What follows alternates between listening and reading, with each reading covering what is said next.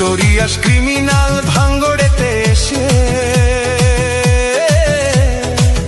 বলির পাঁঠা প্রার্থী হয়ে খোকা গেল ফেঁসে।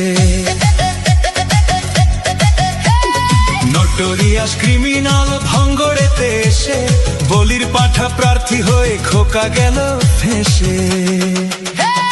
মাছ চোর শওকত মাছ চোর, ঘুম বাঁধা কাজর শওকত মাছ চোর, মোখালির গাঁজাখোর শওকত মাছ চোর, সকাল সন্ধে রাত ভোর শওকত মাছ চোর।